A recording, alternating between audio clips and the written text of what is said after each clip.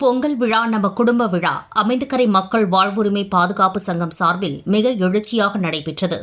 அமைந்தகரை பெருமாள் கோவில் தெருவில் 9/1/2025 அன்று பொங்கல் விழா நம்ம குடும்ப விழா மிகச் சிறப்பாக அமைந்தகரை மக்கள் வாழ்வுரிமை பாதுகாப்பு சங்கம் சார்பாக சங்கத்தின் தலைவர் சுதாகர் அவர்கள் தலைமையில் நடைபெற்றது. பொங்கல் பண்டிகை தமிழ்நாடு முழுவதும் போகி பண்டிகை, சூரியனுக்கு நன்றி சொல்லும் பண்டிகை, பொங்கல் திருநாள், தமிழர் திருநாள், உழவர் திருநாள், மாட்டுப்பொங்கல், காணும் பொங்கல் அல்லது கன்னிப்பொங்கல் என்று இப்பண்டிகை 4 நாட்கள் தொடர்ந்து கொண்டாடப்படுகிறது. மேலும் இந்தியாவின் பல்வேறு மாநிலங்களிலும் வெவ்வேறு பெயர்களில் கொண்டாடப்படுகிறது. அந்த வகையில் சென்னை அமைந்தகரை மக்கள் வாழ்வுரிமை பாதுகாப்பு சங்கம் சார்பாக பொங்கல் விழா நம்ம குடும்ப விழா மிகச் சிறப்பாக கொண்டாடப்பட்டது. இந்நிகழ்ச்சியில் கலை நிகழ்ச்சி மற்றும் புதிய தென்றல் கலைக்குழு நடன நிகழ்ச்சி நடைபெற்றது. இந்த பொங்கல் விழாவில் கலந்து கொண்ட அனைவருக்கும் நலத்திட்ட உதவி, பொங்கல் தொகுப்பு, சிறப்பு பரிசு வழங்கப்பட்டது.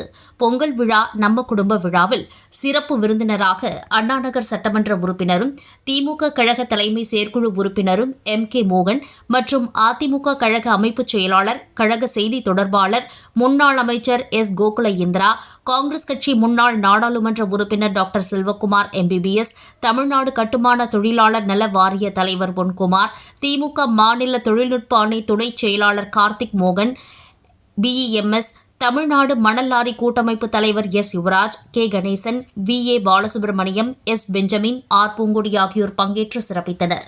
இவ்விழாவில் இப்பகுதி மக்கள் தலைமுறையாக இங்கு வாழ்ந்து வருகிறோம் என்றும் எங்களுக்கு கிராம நத்தம்தான் உள்ளது, பட்டா தருப்படி பலமுறை வலியுறுத்தியுள்ளோம், இதுவரை கிடைக்கவில்லை. எனவே இப்பகுதி மக்களின் கோரிக்கைகளை ஏற்று அரசு உரிய பட்டா வழங்கிட வேண்டும் என தெரிவித்தனர். மேலும் அடுத்த பொங்கலுக்கு அரசு எங்களுக்கு பட்டா வழங்கும் என முழு நம்பிக்கையுடன் தெரிவித்தனர்.